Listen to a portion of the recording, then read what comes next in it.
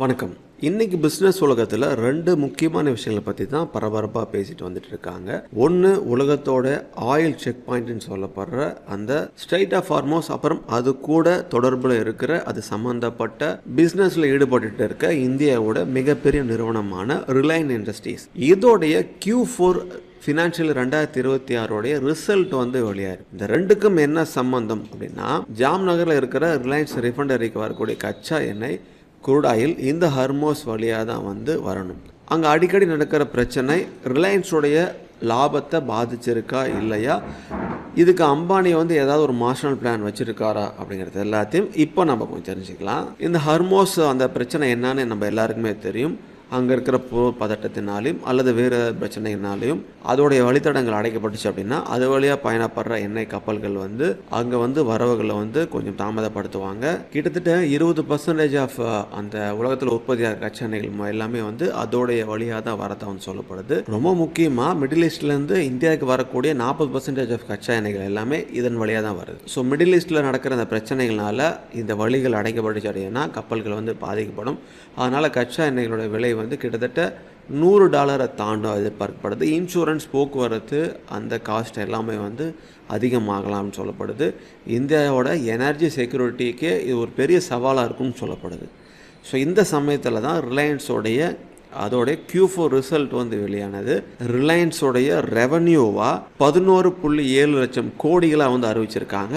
இது year over இயரில் 99.8% உயர்ந்திருக்கு. இது ஒரு ரெக்கார்ட் ஹையாக பார்க்கப்படுது. அதே போல் எபிட்டான்னு சொல்லக்கூடிய EBI TDA 2.07 லட்சம் கோடிகள் உயர்ந்திருக்கு. கிட்டத்தட்ட 13.4% வரைக்கும் உயர்ந்திருக்கு. ப்ராஃபிட் ஆஃப்டர் டேக்ஸ் 95,610 கோடிகளாக இருக்கு. ஸோ தொடர்ந்து மிடில் ஈஸ்டில் நிறைவேற்ற வர அந்த பதட்டத்தினால ரிலையன்ஸ் இண்டஸ்ட்ரியோடைய அதோடைய வருமானங்கள் என்ன ஆகும் அப்படின்னு எல்லாரும் எதிர்பார்க்கும் சமயத்தில் இந்த மாதிரி அப்டேட் கிடச்சிருக்கு. இதில் மிகப்பெரிய ட்விஸ்ட் என்ன அப்படின்னா, ரிலையன்ஸோடைய மொத்த லாபம் தான் இந்த மாதிரி அமைஞ்சிருக்கே தவிர அவங்களோட முக்கியமான O2C ஆயில் டு கெமிக்கல்ஸு அந்த செக்டார் லாபம் வரும்போடைய மார்ஜின் குறைஞ்சிருக்கு. இதுக்கு முக்கியமான காரணம் முன்ன பார்த்த அந்த மிடில் ஈஸ்டில் நடக்கக்கூடிய அந்த ப்ராப்ளம் தான்.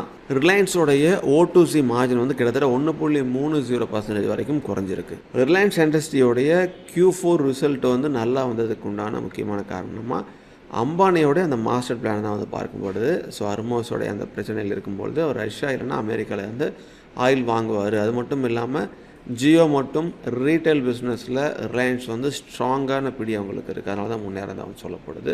ஜியோவுடைய டேட்டா டிராஃபிக் 55% இப்போ 5Gயில் இருந்து தான் வந்துட்டுருக்கு.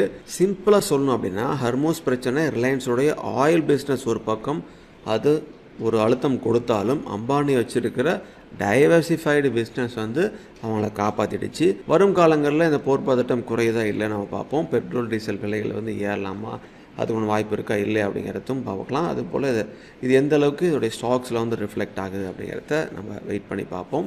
இதே போல் அடுத்த ஒரு நல்ல பதிவில் சந்திக்கிறேன். Invest wisely for better future. Thank you.